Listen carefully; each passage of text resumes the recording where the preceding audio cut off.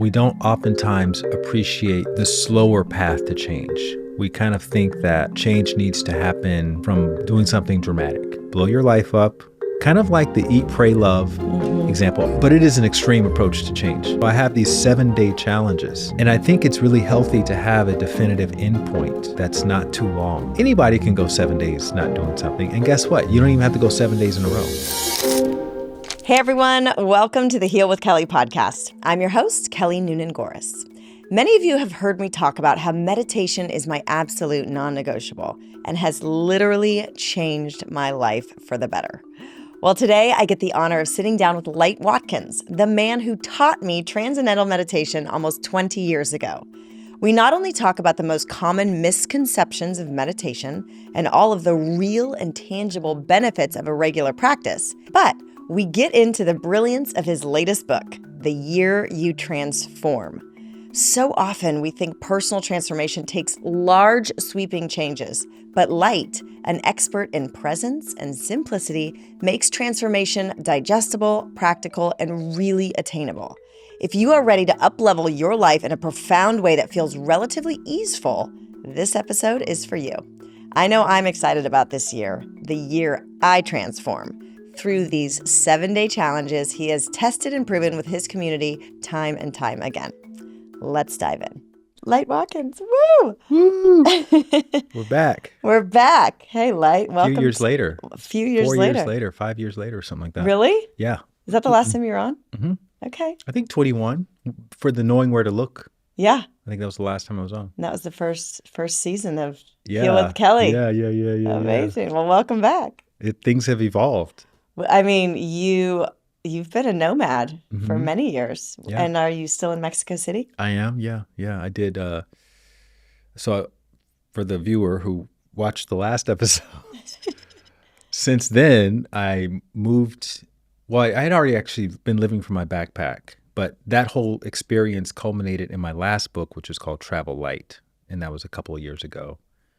And now I'm still in Mexico City. It's been 5 years.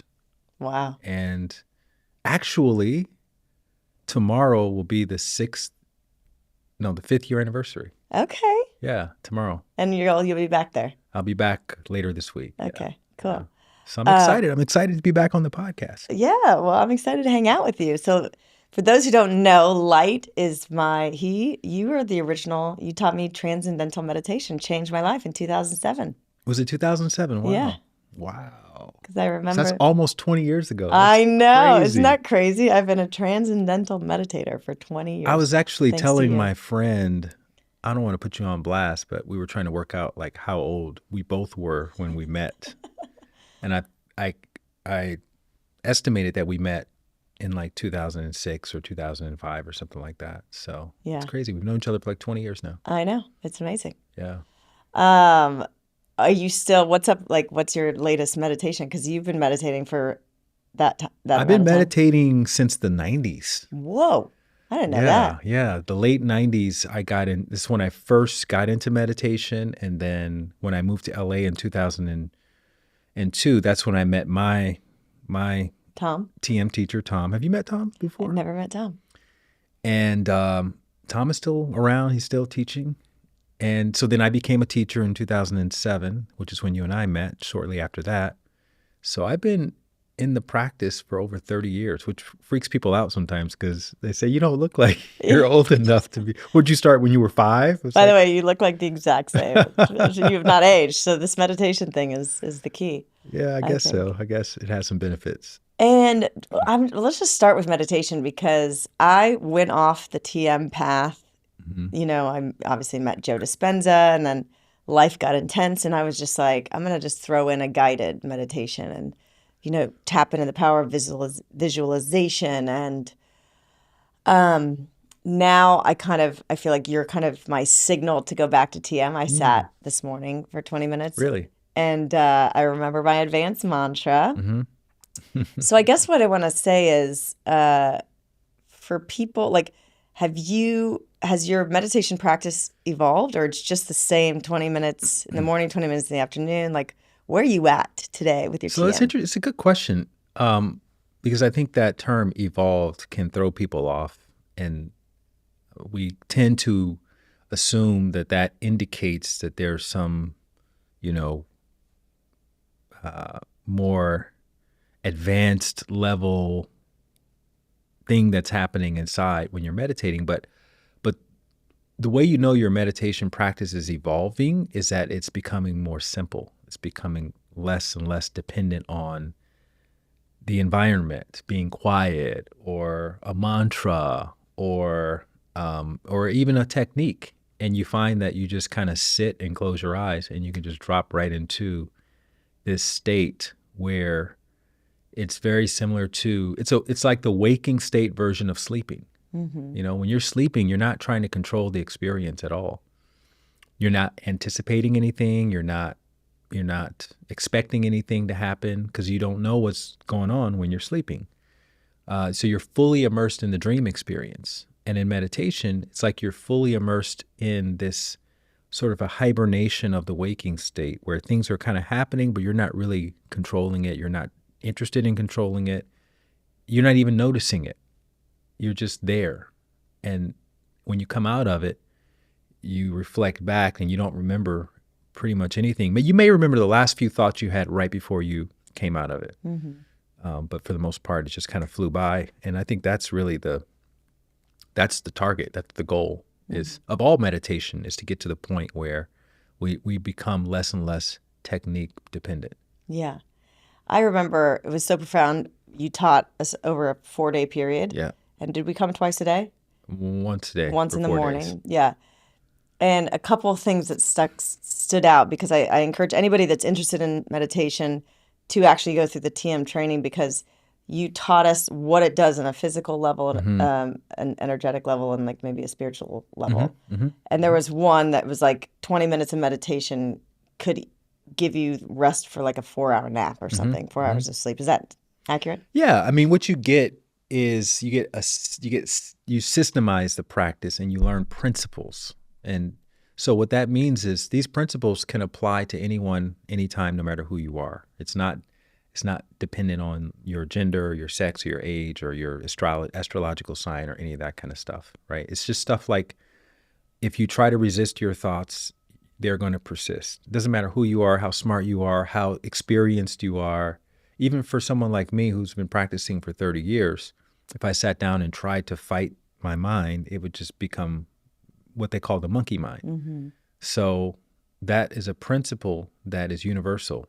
And when you understand these principles, it allows you to set yourself up for having more delightful experiences. Mm-hmm. So, and that's what it takes to be a self-sufficient meditator, meaning someone who actually looks forward to meditating and they can kind of troubleshoot their own experiences. Yeah.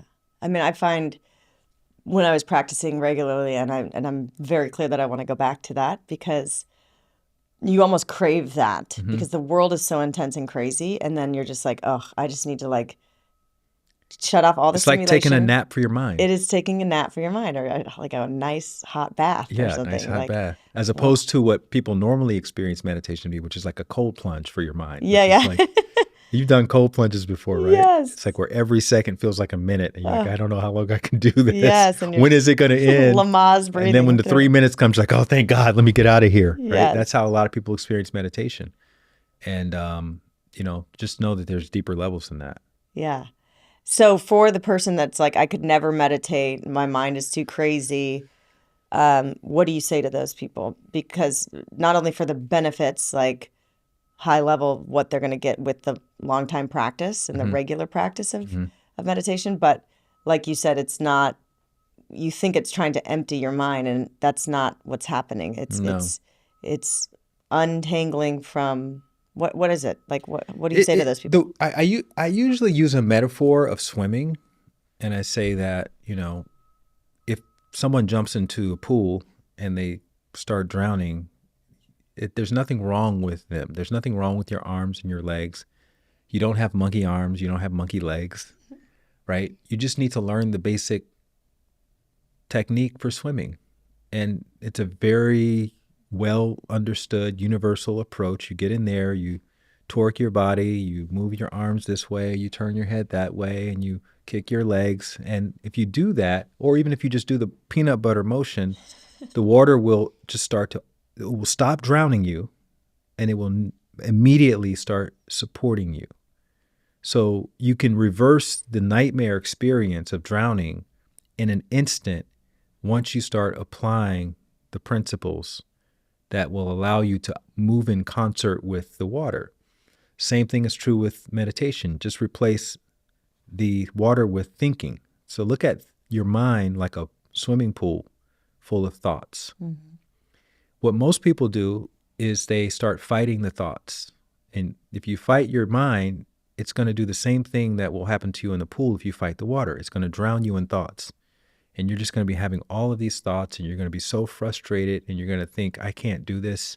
Just like you would think that in a pool, I can't swim because I'm taking in too much water. And if you apply the principles for moving in concert with the thinking mind, which is you definitely don't want to fight anything. You want to see your mind not as the enemy of the experience, but as your ally. So really it's an attitude adjustment, which is a lot easier than swimming. You just have to change your attitude away from this is my enemy to this is my friend. And then these thoughts that I'm having, no matter the content of the thoughts, they are not here to sabotage my meditation. They are just a part of the experience. And just having that understanding that your mind is there with you to support you will naturally start to cause those same thoughts that were drowning you just a moment ago to fade into the back of your awareness. And then you will forget what you're doing. And that's what makes the time go by fast. And that's what makes the feeling seem delightful, because when you forget what you're doing in meditation, your body starts releasing wonderful, happy chemicals, dopamine and serotonin and all that. And it gives you the same effect as any other experience that makes you delighted. Seeing puppies and playing with babies and being out in nature and things like that. You get these little tingling sensations and you lose track of time. And then 15, 20 minutes later, it dawns on you that you're sitting down meditating. You're like, wow, the time went by so fast. And it's really that simple. Yeah. Now, it's easier said than done. You have to practice it. And it's good to understand all the principles. I just listed a couple of them, but sitting comfortably is a principle. If you sit rigidly, you're going to cause your mind to have more thoughts. If you just support your back and let your arms and your legs be at ease, then you can increase the delight factor exponentially. Yeah. Yeah. I remember a lot of people think they have to sit on a lotus position with like the Buddha. a bumper and, and their hips are tight, and then it makes it a nightmare. But you sit comfortably, your feet are outstretched, your back is supported, and you're just chilling. Yeah. So if I was going to meditate here, I would stretch out my legs. I would probably have my arms like this. It would not look like I was meditating. It would look like I was just relaxing, right? If someone walks in and they see you and they say, oh, they're meditating, you're sitting too rigidly. Yeah. You want someone to walk in and they see you and they think, and this instantly, oh, they're just relaxing. That's a better approach. And what are thoughts? Where do thoughts come from? Thoughts are impulses of energy and information. So in the meditation, you could experience a thought as an insight or a memory or an idea, or it could just be something very plain like a conversation. It could be a sensation. It could be the interpretation of something you're experiencing around, like it's cold or I'm itchy or it's noisy around me. So yeah, any impulse of any sort of information informing you of what's happening inside or around you while you're meditating could be classified as a thought. And that's why you have the mantra, so that your mind might get hijacked by a stream of thoughts, and then you go back to the mantra. It's interesting. The mantras in this particular approach that we're discussing are very unique in their utility. So we don't look at thoughts as something that could potentially hijack you. Just like when you're swimming, the water's not hijacking you. Okay. The water's a part of getting wet is a part of the experience. Okay. So thinking is a part of the experience. What the mantra does is it actually takes your mind away from the surface awareness of what you're doing and into a deeper level of awareness where you go into that sort of hibernation mode.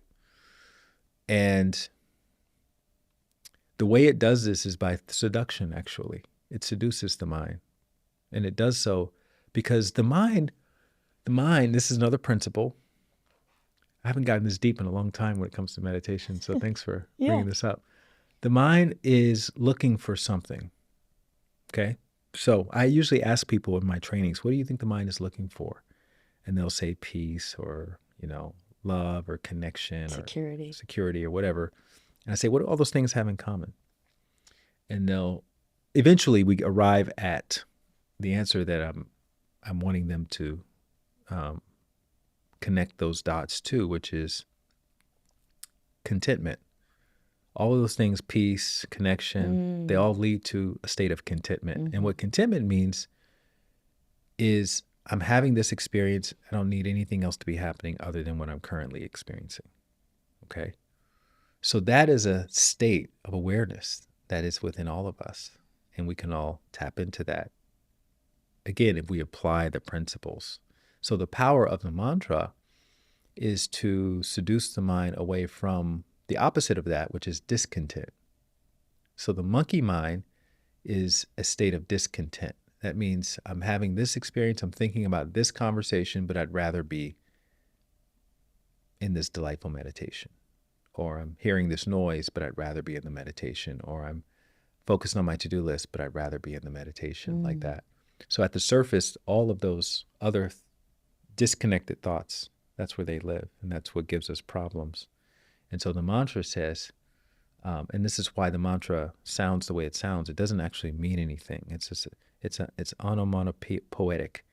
It sounds like the thing it is, which is a nature sound. Nature sounds have the ability to override surface level thoughts. So nature sound could be, ding dong, ding dong, right? Which when we hear that, we think of what? Doorbells. Yeah. Because it sounds like a doorbell. So just think about if you could intone the sound of the wind or the sound of the rain or the sound of the ocean like that. But you think that sound, because it doesn't mean anything, but it's kind of a soothing sound, this nature sound, then it takes the mind away from the surface level to-do list thought, or conversation thought, or the noise thought, and down into the same direction that all the other more subtle sounds reside, which is just at the gateway to this hibernation state, which they call transcending, which is why they call it transcendental meditation. Transcending just means you go beyond something. So the thing you're going beyond is your surface level mind. Yeah. And so, once you go in and out and in and out, that's what generates the experience of the time going by fast and the feeling tone of the tingling sensation of I was in this blissful place. Yeah. And I recall, like, when we were in the small group of people that you were teaching, or when we're in a group meditation field, it's easier for me to go deeper. It's really strange. I don't know if it amplifies.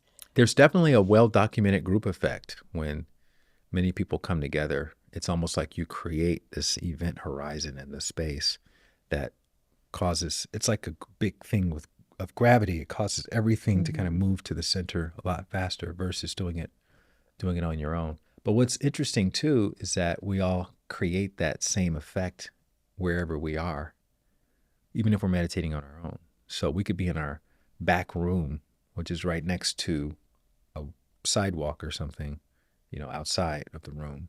And because we're sitting in that room meditating, everyone passing by can benefit from that same gravity, the gravitational effect, which means they may have a more enlightened idea just from walking by your window. Okay. I don't know if this stuff is been double blind studied and peer reviewed, but apparently there's some studies that say that's a possibility.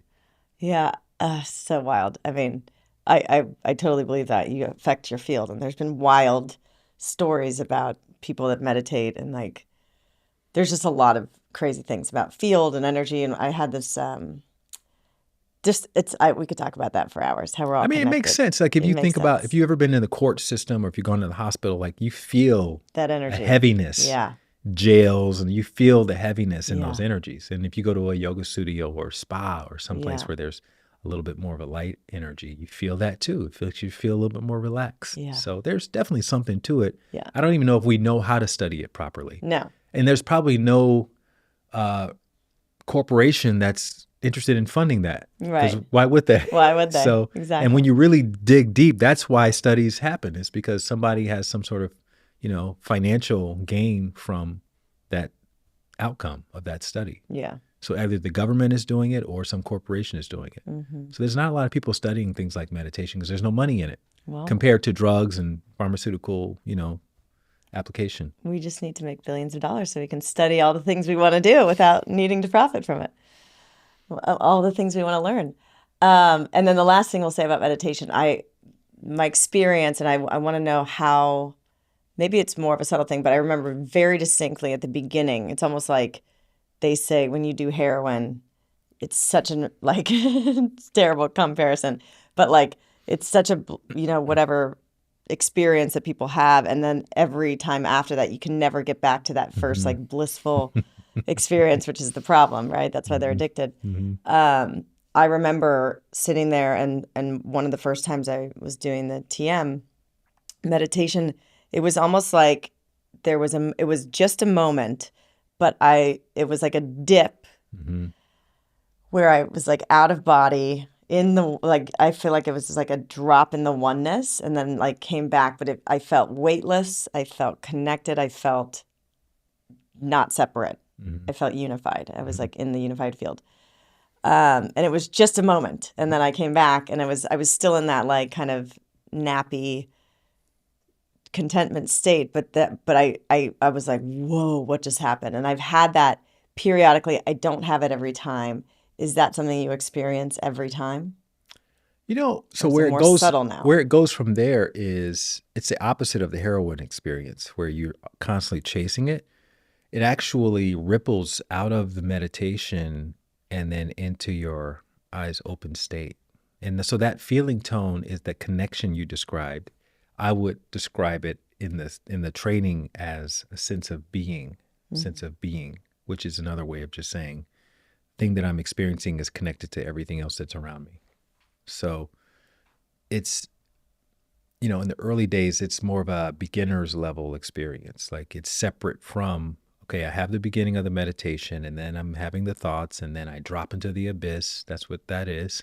And then I'm back in my mind thinking about the abyss and like that. So it's kind of either you're there or you're not, or you're there or you're not. And then the master level experience, just from pure exposure and practice, is there's more integration. So then you get to the point 5-6 years in where you open your eyes at the end of the meditation and it's still there in the back of your awareness a little bit. And so what that is it creates spaciousness between action and response. So the thing happens. And whereas before, you would have immediately identified with the thing happening as good or bad, as positive or negative, as beneficial or not. And then you have to react to it. As soon as you label it, you have to have a reaction for it. But when there's spaciousness, you can just kind of accept it as it is. It's a phenomenon that's happening right now. And then you have more agency to choose how you want to react to it based on how you would like to label it for that moment in time. So you can assign it a temporary label. You can say, it's painful, but I know that it's going to be beneficial in the long term, me experiencing this. So then two things can exist instead of just one thing and then a reaction. Yeah. Which is, again, that's, when people talk about enlightenment and being spiritual and all of that, that's how that can look in real time. But it's not something you can intellectualize. It's got to be embodied. To really have the experience, you have to embody it. And the way to embody it is you have to cultivate that sense of being from the inside out, which is what the meditation practice helps you do. It's like, I feel like it should be, it's like absolutely essential in order to have the ability to respond and have the spaciousness and capacity to deal with today's intense world and the onslaught of information and stimulation, drama, algorithm feeding everybody's beliefs about their righteousness, and everybody else's wrongness, It's like my experience 20 years ago, which there's always been relative tragedies and crisis, but there's just a different quality today of the intensity. And it's the spaciousness that you speak of with practicing meditation. Yeah. Not only do you get the immediate benefits in your biochemistry, like you said, and these happy chemicals, but with time you create so much spaciousness that you just have more capacity to deal with life's triggers, And you can also tap into your own intuition a lot easier because all that noise, when you don't have the spaciousness, it drowns out your own intuition, which is your body's GPS, your spirit's GPS, telling you that's the collaboration for you. That's the opportunity you want to take advantage of. It's not necessarily the one paying the most money or the one that with the sexiest person, right? And if we don't have access to that, then we have to take all of our cues externally, which puts us in a position where we just make a lot of mistakes and we end up betraying ourselves, which has a snowball effect of making us think, okay, well, we live in this crazy world and we can't trust anybody. And, but the reality is that humans are humans, which means everybody's a little bit flawed. Nobody's perfect. And there are still some collaborations out there and experiences that are very beneficial for your spiritual goals. Yeah, it's so good. I'm so grateful for meditation. And for anybody feeling, that they can't I don't know, it's a game changer. It's a lifesaver. You saved my life, Light. It really is a game changer. And I need to get back to the discipline of just the practice is so beneficial, like you said. Which Are you meditating? Are you doing some form of yeah inner practice on a regular basis? every day I'll do something, but I've recently just sometimes just stick something in that I know is going to take me through an experience, which I also think is valuable. I think it's 100%. Yeah. I think it's great to experiment because then you may discover, oh, wow, this other thing that I was doing was actually quite beneficial and effortless. Let me go back and do that for a little while. Yeah. I just think as long as you're doing something. Yeah. That's my whole thing. I've definitely kept doing something, which is like people who just wake up and just go out into the world. I'm not that risky, actually. It's gnarly, dude. I got to tap in so first stressful, to I give know. my mission for the day and then go out into the world. I'm impressed that people can just go out and just meet all that stress and just, let it run all through your system and let it control you and mess up your sleep. It's more of a experience. It's just an extreme, you go and then it eventually catches up and you got to pay the invoice and some sort of physical or mental breakdown. I don't have that much money. Yeah. Oh my God. So let's bring that to, speaking of discipline and structure and simplicity, The Year You Transform is this sweet little book that I just ordered because I love to support, even though you brought a copy too. The quickest path to changing your life for the better. I thumbed through it and it does seem like, as I'm going to get a little astrological here, but Saturn is about to go into Aries. It's leaving Pisces. It's going to go into Aries, I think, for 2.5 years, which sometimes people associate Saturn as being the struggle, But Saturn is actually just really good with discipline and structure. And it is perfectly aligned with I'm being called to step up into another level of discipline because I'm birthing some pretty massive things into the world.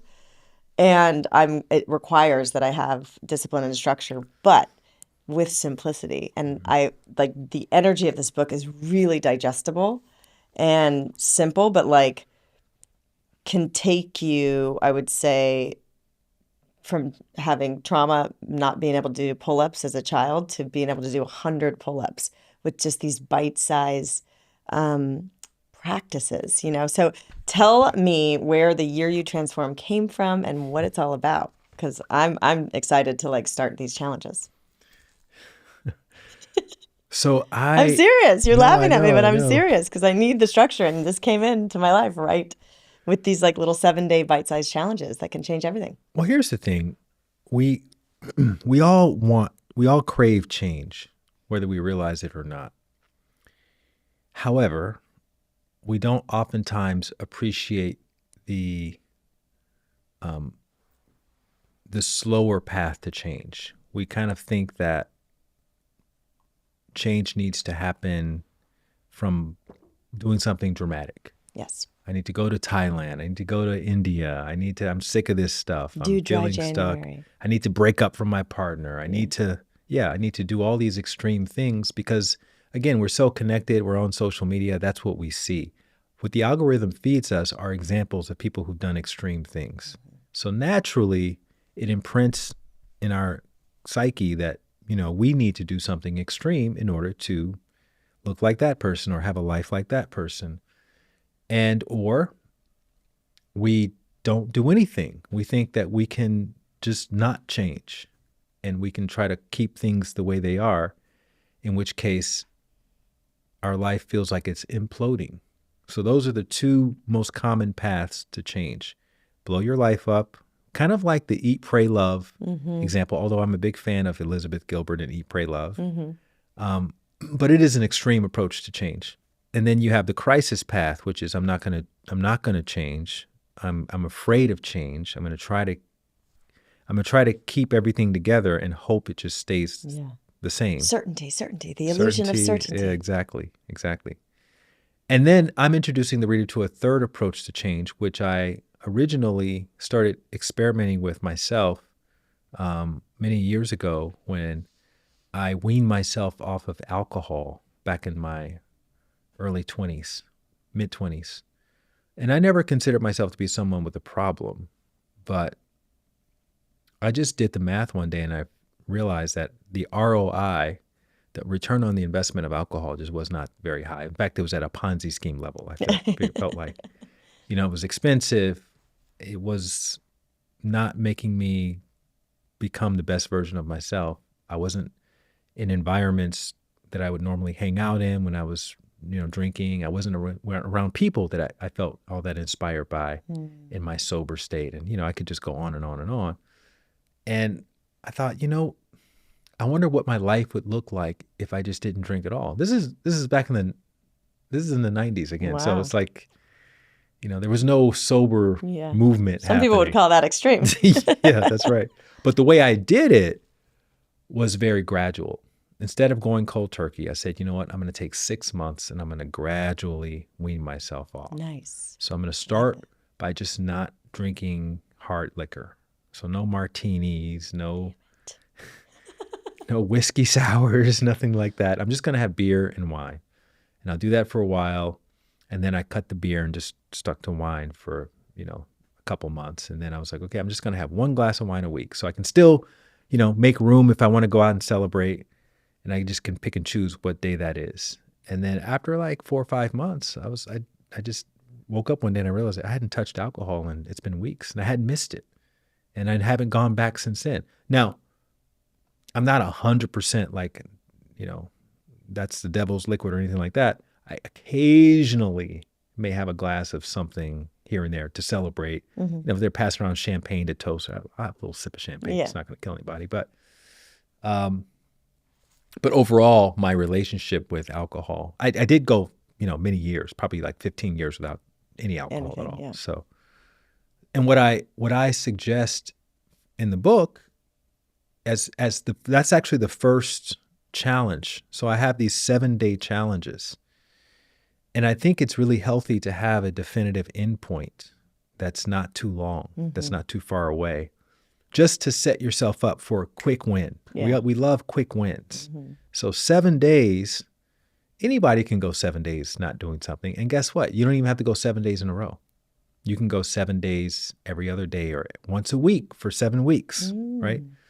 So just start wherever you are. Now, obviously, when it comes to alcohol, if you have a serious problem, you may need to go to some, more structured 12 steps, program. 5. But if you're like me and you just kind of want to see what life is like without your occasional drink, then this is perfect. because it gives you a structured, systematic approach to having a more fun time, seeing how you can live your life without it for just a week. Mm-hmm. And if alcohol is not your thing, maybe you're addicted to something else. Maybe you're addicted to porn. Okay. Can you go a week without porn? Or weed. Or sugar. Shopping. Or shop Amazon. online shopping. Yeah, before you judge everybody else, find your thing. We all have one. And see if you can go a week without doing that. And that's just it's a powerful way to sort of clean the slate. And it also gives you feedback around how strong some of these habits are and what other lifestyle changes you can kind of experiment with. Because I'm also inviting people to plan for their average busy day.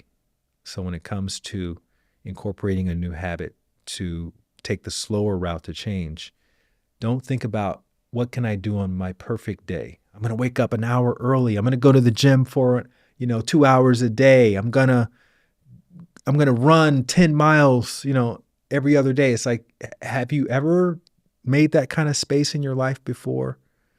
No, but I'm motivated. It's not going to last. And you're going to start off strong. And a lot of people by February, 80% of people who had a New Year's resolution are going to drop off because they started out strong and they realized that their average busy day was just too disruptive, or the habit was too disruptive to whatever else they have going on. They have a dog, they have kids, they have a partner, they have other responsibilities. They're a business owner, right? And you know how things are. They pile on when you least expect it. Somebody gets sick, you have a headache, you didn't sleep last night, fully because whatever happened. And then we start coming up with the important sounding excuses, which is I'm tired, I'm hungry, I'm this, I'm that. And then we start justifying skipping the habit, which then leaves us feeling a bit shameful. Because deep down, we know we really could have done it if we really, really wanted to. So instead of exposing ourselves to all of that when it comes to change, the tortoise approach is just break the habit down into bite-sized action steps. I call them hops of faith instead of leaps of faith. And it leaves you wanting more. So for instance, going to the gym 7 times, you just commit to just doing one thing when you go in the gym.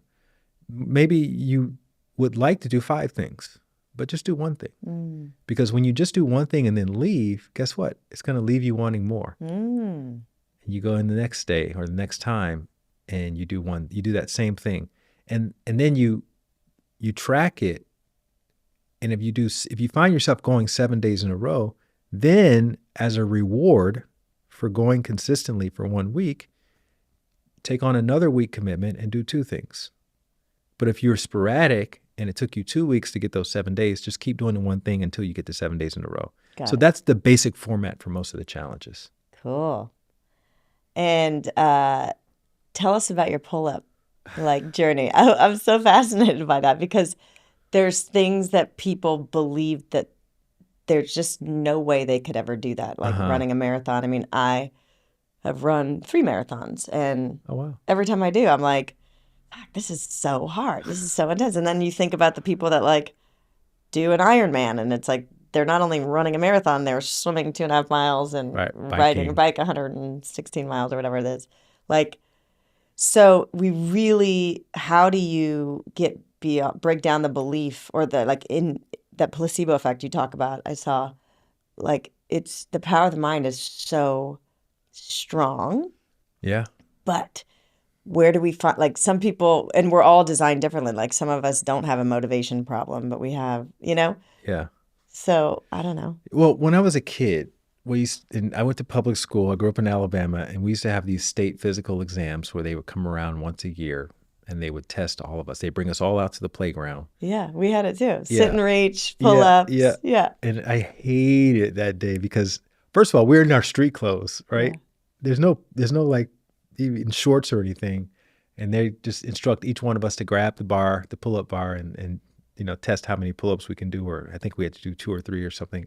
And I would just be dangling there because I was so scrawny and gawky and uncoordinated. And it was so embarrassing because everyone was watching. And I just dreamed of one day being able to do a pull-up because I never was able to do that. And then when I became an adult and I started working out after college, that was one of my first goals was to do a pull-up. And it took me quite a while to do that. But, it's like anything else. The thing about pull-ups I think that's really cool is you have to do it in stages. There's no one just jumps up and just does a pull-up the first attempt. You have to like strengthen your biceps and all the muscles that are related to the pull-up, the lat pull downs and all that. And you keep working on those things and then eventually getting to the point where maybe you can pull yourself up with a band or something like that. And then eventually you come off the band. And so there's a progression is the point. And I think if you look at any challenge in terms of a progression, you look at where you want to be and then you reverse engineer it back. For instance, I just coached this woman through writing a book. She wanted to write a book, first book in life. I've written a handful of books. You've written books. And she wanted it to be a physical book, not an ebook or anything like that. And so we start with the end in mind. Okay, I want to hold this book in my hand. It's X. I'd say, how many pages is it? She said, oh, it's such and such pages. I said, okay, that's about X number of words. And so you want to do it in, what's the deadline? 3 months. Okay, 3 months. So then we reverse engineer the steps back to literally blank page, day one, right? You have to write X thousand number of words a day. You have to give yourself a month at least for post-production and editing and stuff like that. You have to recruit a substantive editor and a designer to design the exterior and the interior, et cetera. So we just worked out the whole plan, 12 weeks. And then once someone knows the plan, they can just get into execution mode. But the reason why we tend to get overwhelmed is because we haven't taken the time to really figure out the plan. It'd be like somebody trying to build a house without a blueprint, So then once they get the walls up, they realize, oh God, we didn't do the foundation. We got to tear the walls down, get the foundation. But there's a sequence that if you know the sequence, it's not going to be easier. It's not necessarily going to be cheaper, but it'll be more efficient as you go from step 1 to step 100 or whatever it is. So you can apply that to anything you want to do. And so that's kind of the model here. That's essentially the model, yeah. But we keep it really, really simple. So some of the challenges are addiction-free. Go addiction-free, whatever your addiction is, for 7 days. Stillness, obviously. Every book I write has a little bit of a stillness component. Sit down and meditate so you can get in tune with your heart voice. You have things like walking. I say walk your errands instead of running your errands. You have cold showers. So I have people take 7 cold showers. You're into cold showers? I am. I did one right before this because I was like, I got to experience it. No, but I generally do that I have a cold plunge downstairs too, which I don't do as often as I should. But once I learned about cold showers, unless it's like freezing cold and I feel like I'm struggling to get warm, like in just the weather and the environment and I'm not resourced, I finish every shower with cold. Right. Sometimes it's only like 10 seconds, but I just do it so I can get that like, right. And like start to just like do that vascular kind of. And this is just like 30 seconds. Yeah. Just take 30-second showers. And what happens is you're never going to want to do it before you do it, but you're always going to be happy you did it afterwards. And when you do things like that on a regular basis, you realize that the change you were seeking externally has always been right where you are. And it's a matter of choosing occasional discomfort in your life that's healthy. Yeah. So like walking, it's a little bit more uncomfortable than just hopping in your car and driving 2 minutes away to the store. If you walk there, it's going to take you longer. It's going to be more of an effort, but you'll always be happier that you moved your body for those 10 or 20 minutes. And then at the end of the day, you look down. It's so funny when since I've been in LA, it's like when I'm in Mexico City, easily 12,000 steps a day. Yeah. Just walking around, doing my thing, going to the places I need to go. Everyone walks. So it's not even you just walking. I come here, it's 6 p.m. I look at my step counter, 1,000 steps. No. 6 p.m. We're all in our because I've been cars. driving to Yeah. Malibu, and then I had to go to Hollywood, and then, you know, Yeah, everything's so spread out. everything is so spread out, and it's just it's not a walking culture. And so, we're so packed with productivity every day. We don't have time no, to take the 25 minutes to walk to the grocery store. And no, then how it's do like we a get our whole heavy separate groceries thing. out? Because we only do it once a week. We're not Exactly. doing it every day. So we have 6 bags of groceries. Yeah, It's just the way we map out the foundation of our lives. yeah. And the most difficult challenge is no complaining for 7 days. Oof, that changed. Yeah. You have to go from when you open your eyes in the morning until you close your eyes at night without vocalizing or typing out a complaint. You can think complaints all you want. Okay. You can Thank think God. this person's a freaking a-hole, but you can't say it. You can't materialize it Can't say it.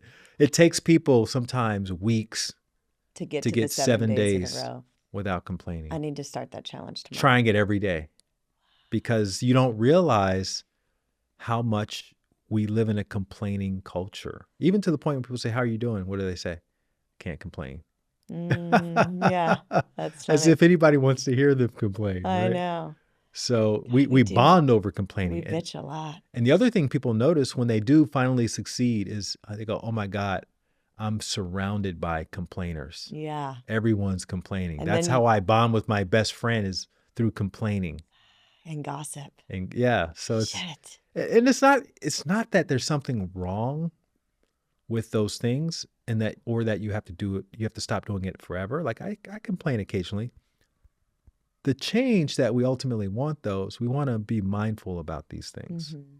So when you are complaining, you know I'm about to make a complaint, which means to some degree, I'm about to bring the energy down. Yeah. So when you say I'm going to complain, another way of saying that is I'm about to bring the energy down in the room. Yes. And then you get to ask yourself, do I really want to bring the energy down right now?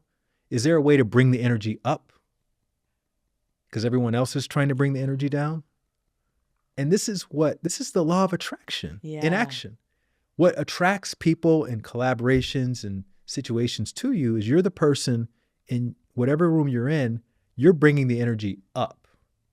No one complained themselves into this amazing life partnership or collaboration or life. or job or whatever. Yeah. Right. It's going the other way with it. That's how we organically attract the types of people and situations into our life. Because that's what's so rare out in the world. That when real people who are also doing that recognize it, people who lead with optimism recognize it, we all want to surround ourselves with other people who are like that. Yeah. Wow. That's And we have the power to change that. Yes. But we have to be more mindful about those little things. So how did you crack this code of these 10 things to be able to transform your life? I facilitated I started an online community in 2020, and it was all around personal growth. It's still happening. It's called the Happiness Insiders. Oh. And I created dozens of challenges to help people change themselves from the inside out. So there's like a movement challenge, obviously meditation challenges. There's a healthy eating challenge. There's a manifesting abundance, finding your purpose, radical authenticity, like you name it. There's a challenge. And I just started to see how people engage with these online challenges, particularly when it comes to their personal growth. And what we found were obviously less is more. So you can't get people to change their whole life overnight. You have to meet them where they are. And community helps a lot as well. And accountability helps. But it's them stating whatever it is that they want to be held accountable for. So it was a combination of all of that. And it increased the completion rates from the industry averages 3% completion rate of any online challenge to over 80% for these challenges. So then I took that data and I created a year-long program called the Year of Transformation, which is what the book is based off of. And I created a menu of about 100 7-day challenges. And I presented it to this group of dozens of people, and they could go through and pick which ones they wanted to do at any given time. So some would be doing 2 of them at a time, 3 at a time, maybe 1 at a time. And so the book is full of the 10 most popular ones, or the ones that I think had the most profound impact on people based on their reports, because they had to report what they experienced on a daily basis. Cool. So for, let's say, the next 70 days, if I get 100% of these challenges and pick one and get through the 7 days and move on to the next, profound change will happen in my life. You will start to realize that everything you need to have the experiences that you are building towards are with you wherever you are. So that's one thing. But ultimately, when we say we want change, we don't really mean we want change. What we mean is we want presence. We want to feel present. We think presence only happens in foreign countries or on vacation. Mm-hmm. That's what we're looking for when we travel. Yeah. We want presence. And we find it because it's unfamiliar. And unfamiliar environments have a way of making us more present than being in your neighborhood that you've been passed through a million times and you're barely even aware of whatever's going on around, or at your job, or at your school, or with your relationship where you guys have become roommates, right? But what happens when you get out of the story in your head around the relationship or the job or the school, and you get into the moment? It allows you to see attributes in that thing or in that person or in that dynamic that you were taking for granted. And so that awareness is there with you right now. You just have to cultivate it, right? You've taken a million showers in your life.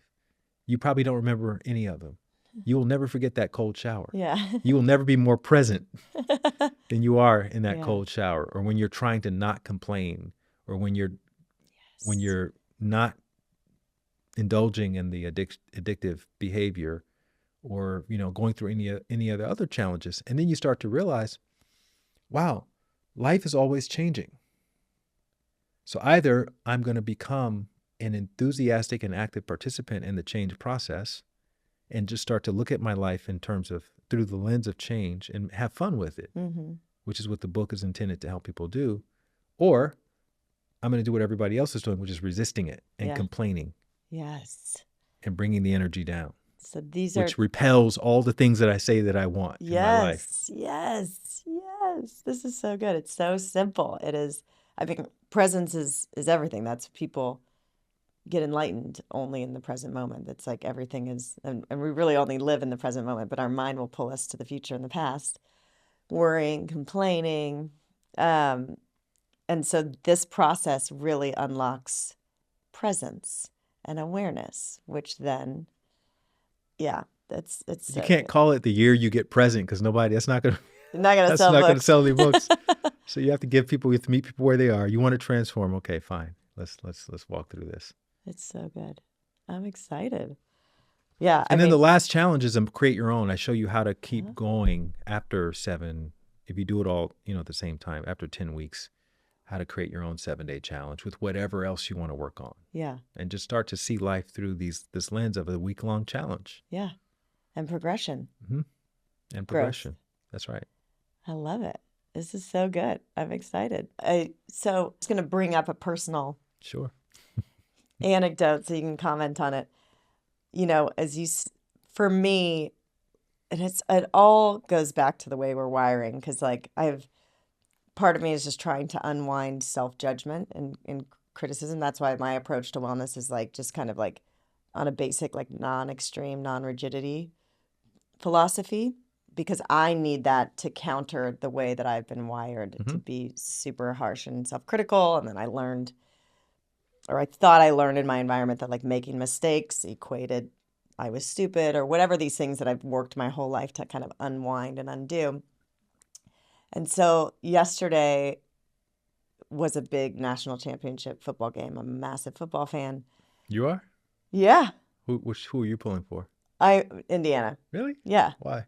Because I have my business partner is from Indiana. Okay. And then 2 of my favorite people are my ex-husband's daughter and her husband, who I'm very close with. They both went to IU. Wow. And he grew up Indiana adjacent, and so I'm pulling for the people that I love, Nice.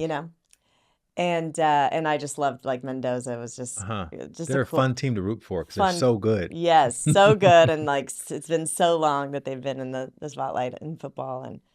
And just the kid is like pure hearted. You could tell Yeah. the quarterback. So, anyways, I was like, okay, I worked all weekend. I was like, and I was with my best friend. I was like, let's go to the bar and watch sports because I'm like a social being. Sure. But you can't go to, I like don't, you can't really go to a bar, me and the frequency without drinking, or I can't yet. And I also just like love drinking and being social, because it just like cuts through the density of the world. Anyways, I'm trying to be present in there and like go, okay, I know this is going to steal the joy from my day the next day, but I don't want to be self-critical. And I love like, sometimes I just love like blowing off steam and like being in a social setting and being silly, So I'm just going through the analysis of it all. I can't like go out and drink without like analyzing everything, going, why am I not spiritually evolved enough to where I'm not drinking anymore? You know what I mean? This is the constant, which is why I need to drink to shut off that self-analysis You and have to judgment. drink to stop judging yourself for drinking. So, anyways, all of that to say, there's like a part of me that's like terrified that life will be boring. I'm just like, I don't know. I kind of just want to live life too without any rules, Yeah. And there's consequences to drinking. Like Mhm. your sleep is not going to be as good. You're not going to be as clear the next day. So all these, like, when am I going to grow up and like realize that I don't want those consequences? But I love the energy of when you were talking and you were just like weaning. And I did 3 months not drinking this summer, which for me, I love drinking in summer. I'm a day drinker. Like it just feels lighter. And I did 3 months not drinking and I felt, of course, so phenomenal. Yeah. I was so present with my daughter, which I think is like my driving motivation. But then like at a certain point I was like, oh, kind of diminishing rewards. Like I kind of want to just be silly, playful Kelly again with a little bit of alcohol, but not too much, Right. So I guess what I'm saying is, A, I'd love your feedback, and B, because I still am judging myself harshly for not being spiritually evolved enough to where I'm still drinking. I loved the frequency, the energy of when you said I weaned myself off of alcohol Mhm. and this bite-sized approach to just like do 7 days Mhm. for awareness, Mhm. So like when I say these things, what are you hearing or feeling, or what's your reflection back to me? Yeah, look, you said something that I thought was very profound. You said you went 3 months without drinking. So in my last book, The Year You Transform, I did a whole section which I called Pro Awareness, where I advocated for people to go 3 months. I'm actually not a fan of cold turkey anything or extreme anything, right? Me either. So, but There's a rebellious part of me that's just like, no, I'm just going to do what I want to do. You know what I right. mean? But I think if you can go 3 months without doing something, you've effectively disconnected yourself from the dependency. Okay. So you've already kind of road tested that. You Mhm. can go 3 months. That's great. You can go 3 months without masturbating. If you're trying to stop masturbating excessively, then you start to masturbate occasionally. You're not dependent on it. If you can go 3 months without sugar or processed sugar, 3 months without porn, 3 months without weed, and then you occasionally dabble in it after that 3 months, then you're not dependent on it. And if you're ever questioning whether I'm dependent on something in an unhealthy way, go another 3 months. Mhm. It's kind of like tipping in that sense. When I go out, there's always like a mental limit of how much I should tip. And if I'm sitting there wondering, did I give enough money? Yeah. Give more. Okay. And there's a point you're going to reach where you're like, yes, I absolutely gave Yeah, enough yeah, money, yeah. right? Yeah. So if you're questioning your dependency on something, go 3 months without it. Mhm.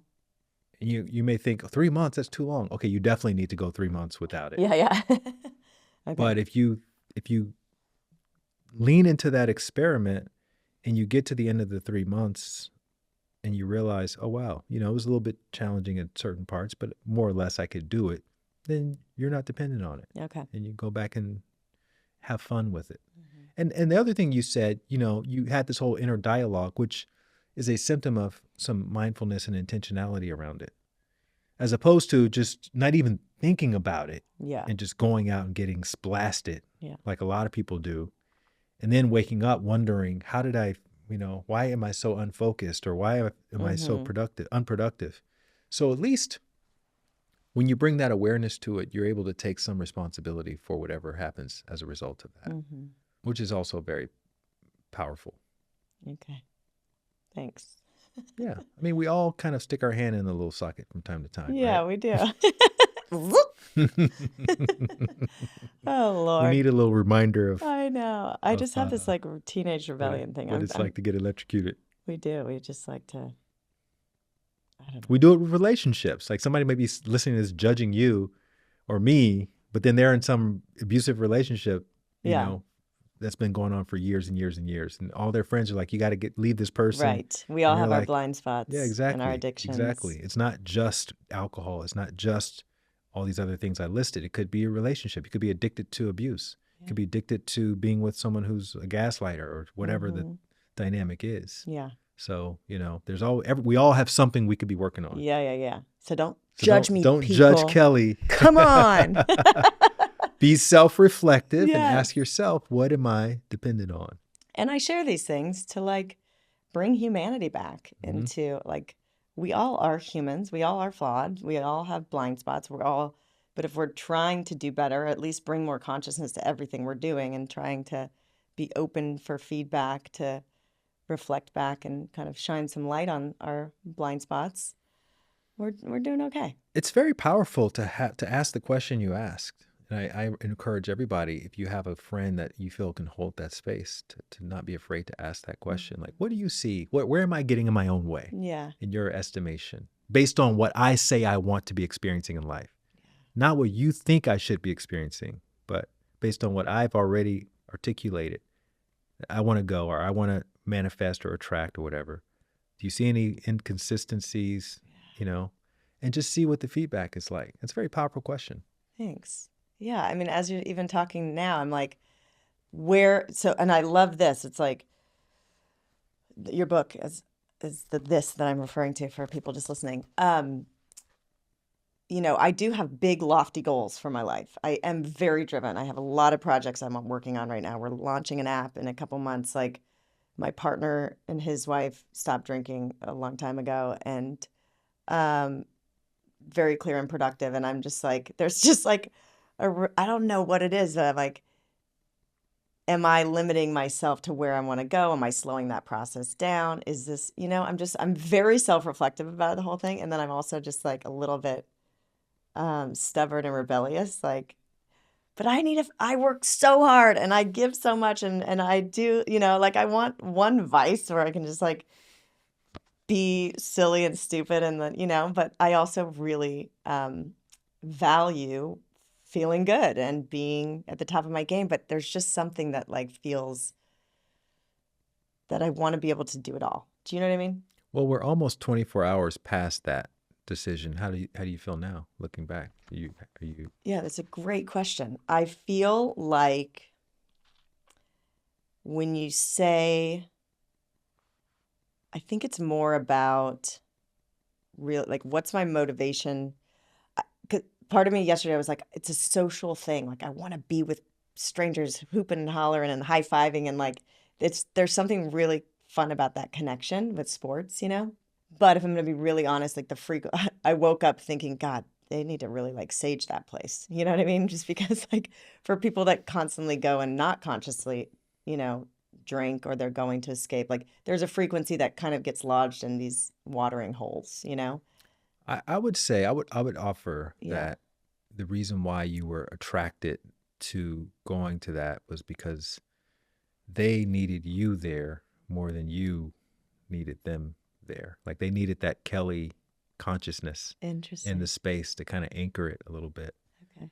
And so God's putting me in these places. Yeah, kind of like we talked about with the meditating and the sidewalk. Like, maybe somebody was going to go in there and make a bad choice, and because you were in the room, your consciousness kind of lifted up all the ships, and they made a better choice. Maybe it wasn't the best choice, but it was a better choice than they would have made otherwise. And I think that's why we are attracted to situations that just don't make a lot of logical sense.